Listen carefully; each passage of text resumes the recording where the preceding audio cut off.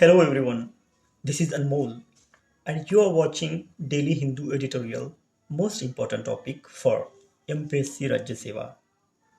Let's start. Our today's topic towards sustainable urban planning. India is one of the fastest growing economies in the world and its growth is propelled by its cities. Studies have also shown that Indian cities are likely to contribute to 70% of India's GDP by 2030. According to the World Bank, India would need to invest USD 840 billion over the next 15 years to meet the demand of its fast growing urban population. These findings are reflected in the exponential rate of urbanization that the country is undergoing. While this is a turn toward great economic growth, it also comes with a set of challenges with regard to liability. Delving deeper into those challenges reveal an inherent limitation within a framework of urbanization. Urbanization is not a problem in its but unsustainable and unplanned urbanization is bound to create socio-economic problems. These problems need to be countered in a planned and scientific manner.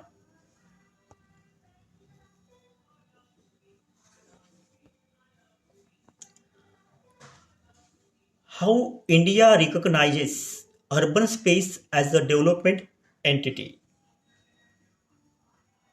India's first pan-Indian urban vision was articulated in the 1980s with the creation of the National Commission on Urbanization 1988.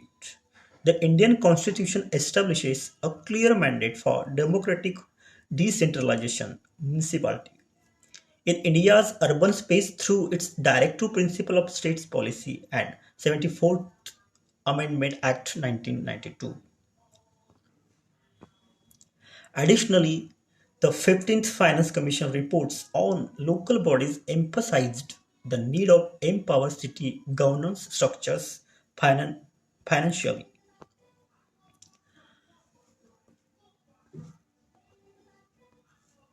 What are the recent initiatives related to urban development?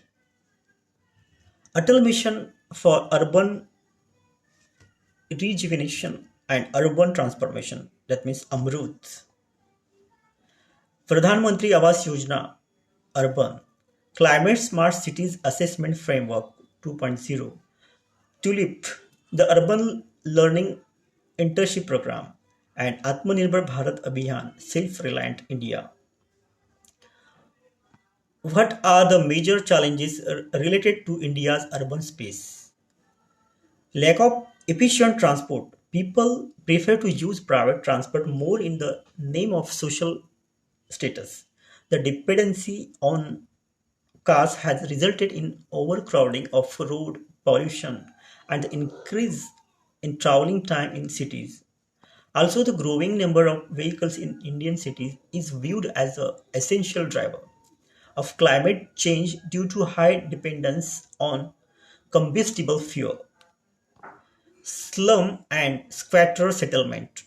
Urban areas tend to have a high cost of living, but most of people who move from rural to urban areas are not in a condition to afford such living. This situation leads to the growth of slums as safe haven from migrants. According to the World Bank, the, the population living in slum in India was reported at 35% of the total urban population. Dharavi in Mumbai is considered the largest slum in Asia. Degradation of environmental quality. Urbanization is one of the major causes of environmental degradation. The congregation of people in limited space reduces the quality of air and contaminates water. Destruction of forests and agricultural land for the construction of buildings and factories degrades the land of quality. domestic waste, industrial influence, and other wastes that were directly channelized to the rivers degrades the water quality. Also, mountain of garbage outside the city area have become the hallmark of any metropolitan city in India. Sewerage problem. Rapid urbanization lead to the unplanned and haphazard growth of cities, and most of these cities are plugged with inefficient sewage facilities. Most cities do not have proper arrangements for treating the sewage waste. According to GOI, almost 78% of the sewage generated in India remain untreated and it's disposed of in rivers, lakes, or sea. Urban heat island.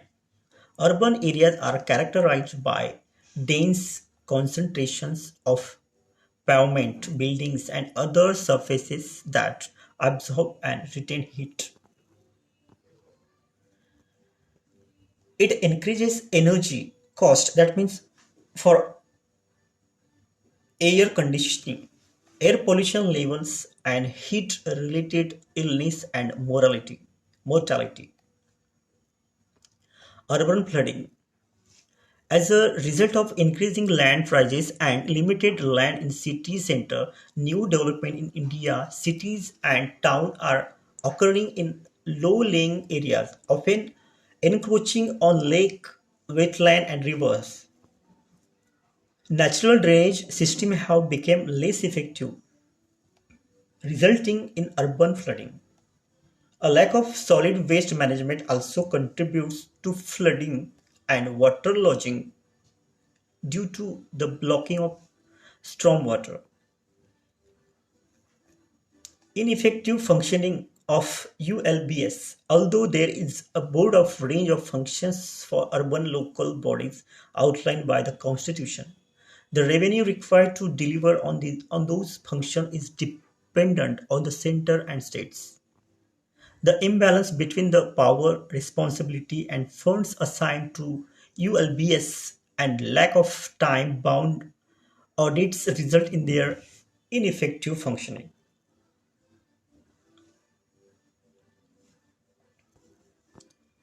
What should be sorry?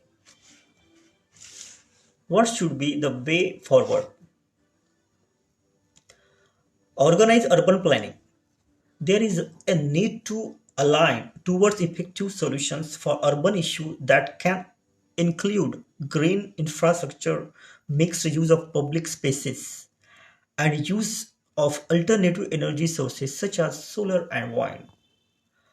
Organized urban planning can help improve the welfare of people, shaping their urban area and neighborhoods into healthier, more efficient spaces.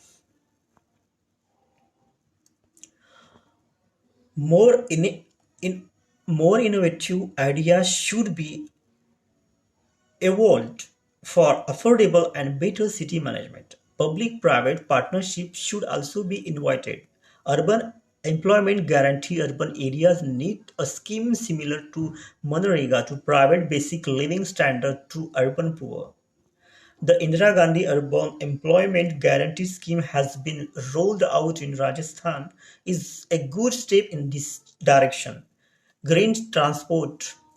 To achieve green mobility in India's urban space, public transport must be rethought and rebuilt, including by introducing e-buses, creating bus corridor, and utilizing bus rapid transit system. Formalization of the informal urban economy. The data of migrants need to be compiled and used in city development activities in the interest of migrant workers.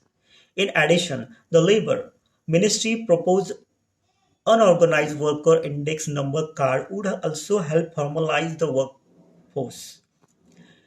Demo- Democratization of sustainable development, prevailing preference of an economic view of city development has to be replaced by sustainable one, which include ecological and social consideration. Accordingly, sustainable development has to be democratized at the local level in India by citizens' participation in governance such as participative budgeting should be used in every city, selecting the locally most appropriate tool and targeting most urgent issues.